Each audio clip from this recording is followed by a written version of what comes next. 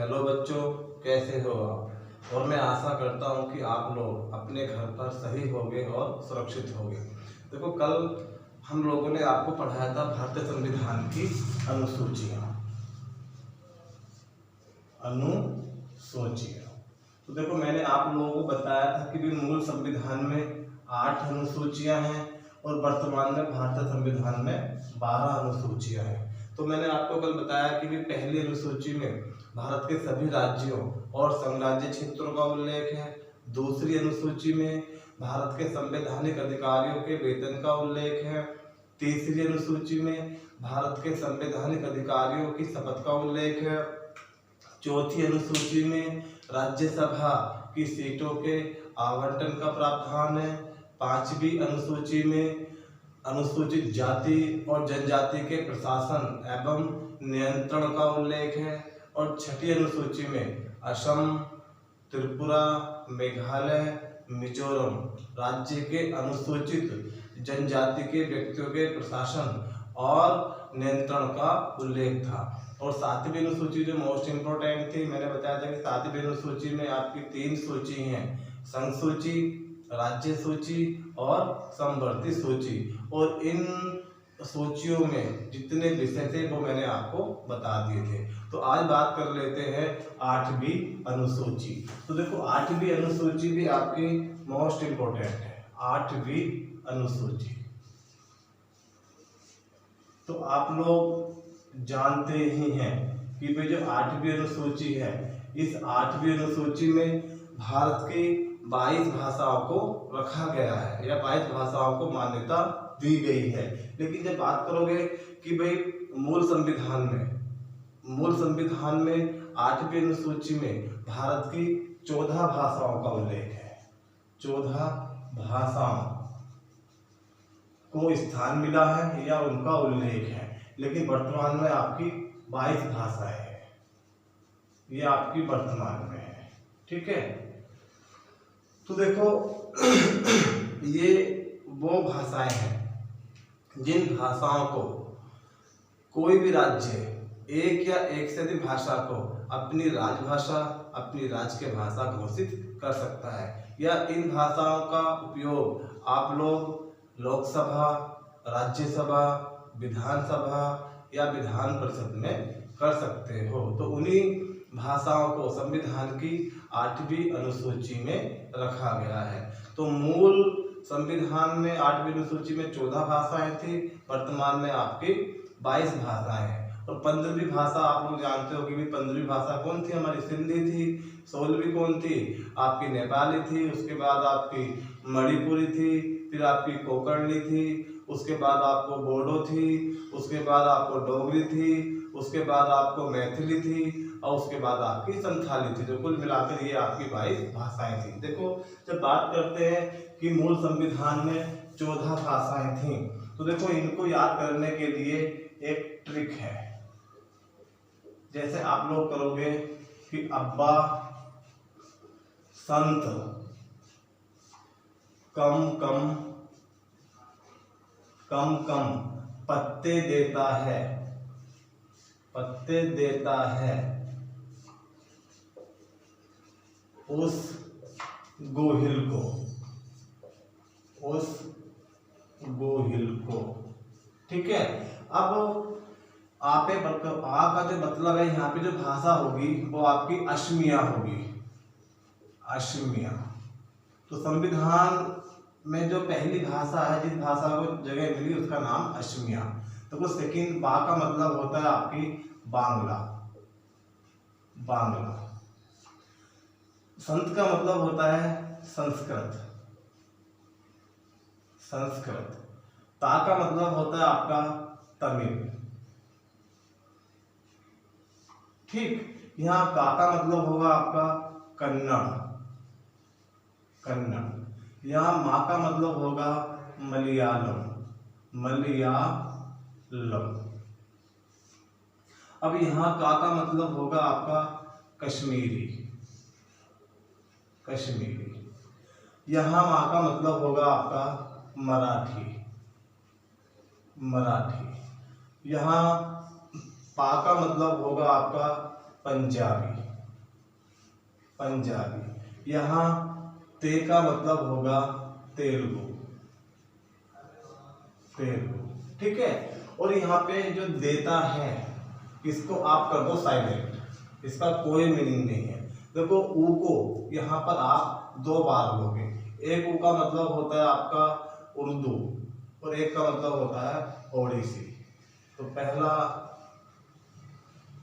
ओडिसी और दूसरे का मतलब होता है आपका उर्दू, ठीक है।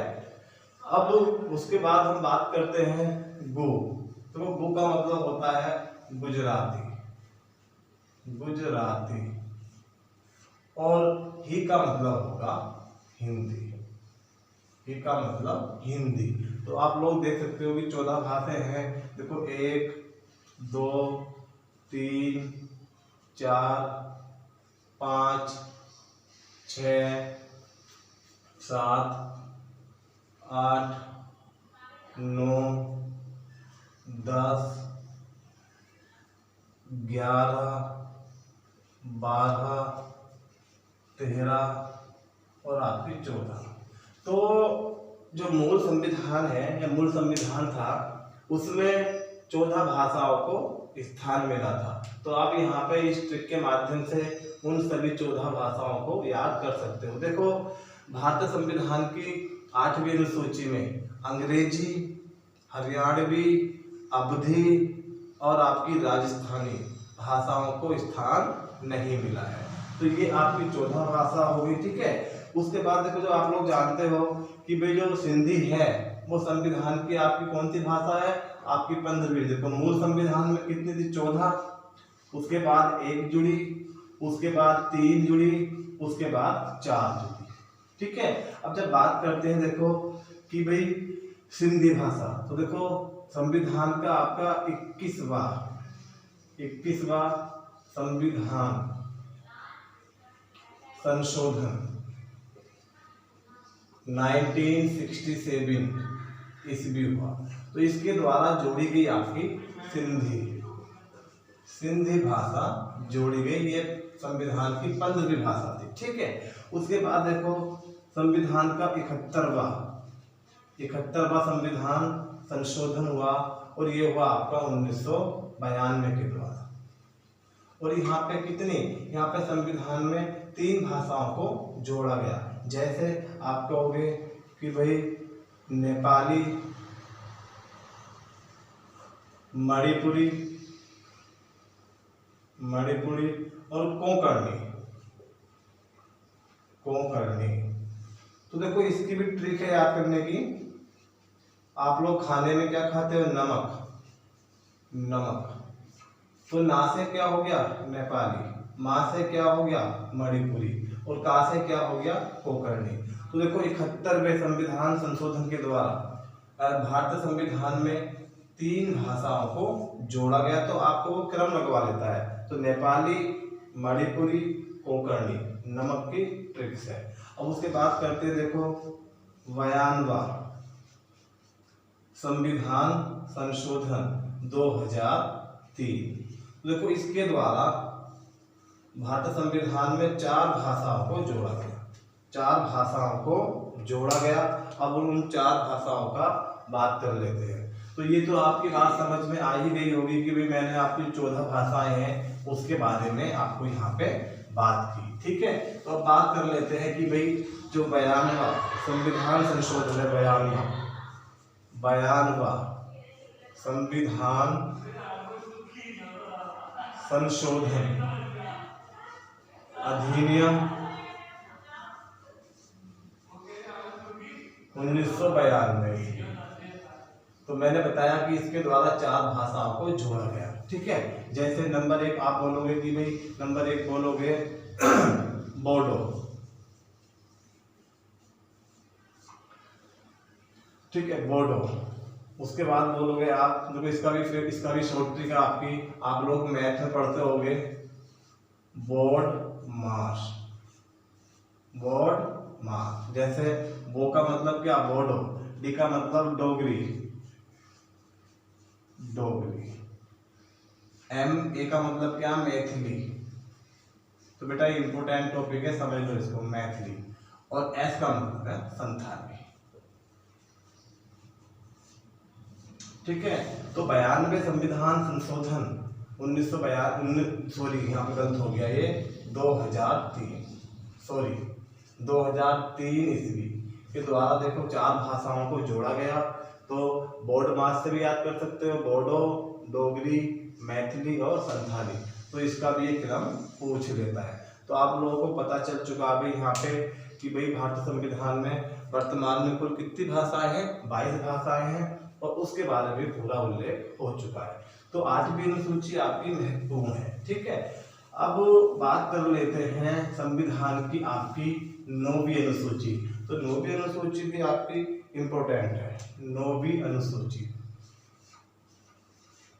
9वीं अनुसूची, तो देखो आप लोग जानते हो कि जो 9वीं अनुसूची है ये प्रथम संविधान संशोधन 1951 ईस्वी के द्वारा जोड़ी गई थी।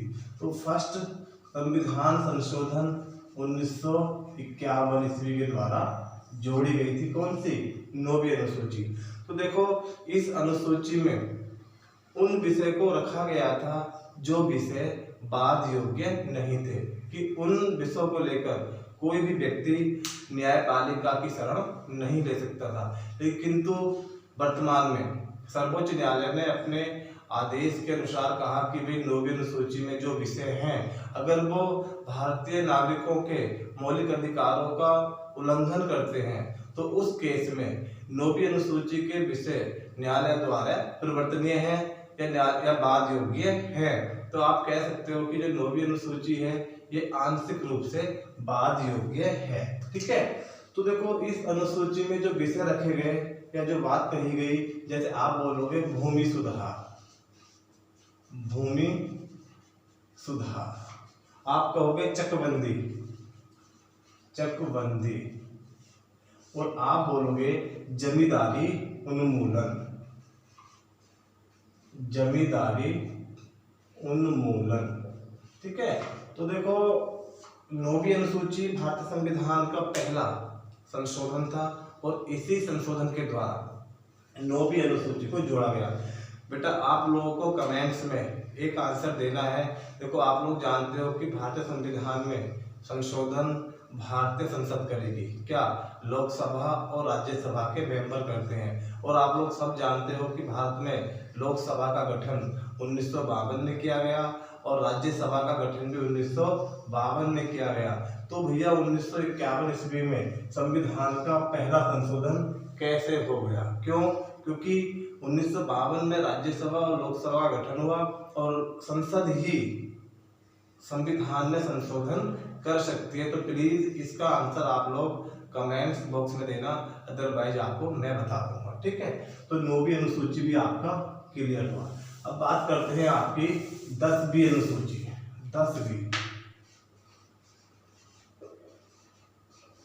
10वीं अनुसूची, देखो ये मोस्ट इंपोर्टेंट है, मोस्ट इंपोर्टेंट है। तो देखो आप लोग जानते हो कि भी 10वीं अनुसूची को जोड़ा गया 52वें संविधान संशोधन, 52वें संविधान संशोधन अधिनियम 1985 ईस्वी द्वारा। ठीक है, अब देखो इस अनुसूची में दल बदल कानून को रखा गया था। ठीक है, तो देखो ये जो अनुसूची है, इस अनुसूची का सृजन राजीव गांधी जी ने किया था। तो उस समय भारत के प्रधानमंत्री राजीव गांधी थे और भारत के राष्ट्रपति ज्ञानी जैल सिंह थे। तो देखो दल बदल का मतलब है इस अनुसूची में कहा गया कि भाई कोई भी लोकसभा या राज्य विधानसभा का सदस्य 6 माह के भीतर अपनी पार्टी को छोड़कर किसी अन्य पार्टी में नहीं जा सकता। अगर वो 6 माह के भीतर अगर किसी अन्य पार्टी में शामिल होता है तो उसकी मेंबरशिप को समाप्त कर दिया जाएगा।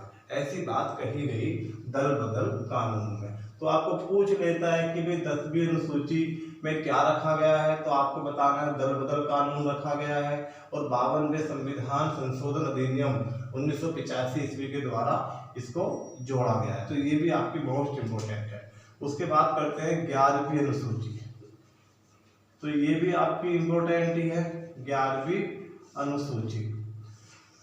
तो देखो 11वीं अनुसूची है, इसका सृजन 73वें संविधान संशोधन 1992 ईस्वी के द्वारा किया गया था और इस अनुसूची में ग्राम पंचायत को रखा गया है या पंचायती राज को रखा गया है। तो इस अनुसूची का सृजन 73वें संविधान संशोधन अधिनियम 1992 ईस्वी के द्वारा किया गया और इसमें ग्राम पंचायत को रखा गया या पंचायती राज को रखा गया। तो देखो इस अनुसूची में कुल 29 विषयों को शामिल किया गया। 29 विषय इस अनुसूची में रखे गए ग्राम पंचायत के लिए। तो आपको पूछ लेता है कि 11वीं अनुसूची का सृजन या 11वीं अनुसूची किस संशोधन के द्वारा बनाई गई थी, तो आपको बता देना है 73वें संविधान संशोधन अधिनियम 1992 ईस्वी के द्वारा। अब बात करते हैं अंतिम 12वीं अनुसूची। ये भी इम्पोर्टेंट है, 12वीं अनुसूची। तो देखो 12वीं अनुसूची का सृजन, देखो आप लोग जानते हो कि 12वीं अनुसूची का सृजन 74वें संविधान संशोधन अधिनियम 1992 के द्वारा बनाया गया और इस अनुसूची में नगर पालिकाओं को स्थान मिला। ठीक है, तो यहाँ पे बताओगे 74वें संविधान संशोधन, बेटा सारी की सारी इंपोर्टेंट है, अधिनियम 1992 ईस्वी। ठीक है, अब इस अनुसूची में नगर पालिकाओं को रखा गया जिनके लिए 18 विषय बनाए गए। तो बेटा आपकी संविधान की सभी अनुसूचियां समाप्त होती हैं। बेटा प्लीज आप लोग हमारी वीडियो को वॉच करें और अधिक से अधिक इसको शेयर करें। ठीक है, और जिन लोगों तक हमारी वीडियो नहीं पहुंच पा रही है प्लीज उन लोगों को बताएं और संविधान की क्लास करें। ठीक है, और जो आपको सुझाव देना है बेटा वो अपने कमेंट्स बॉक्स में हमें सुझाव दे सकते हैं। आज के लिए इतना ही, थैंक यू, मिलते हैं नेक्स्ट क्लास में।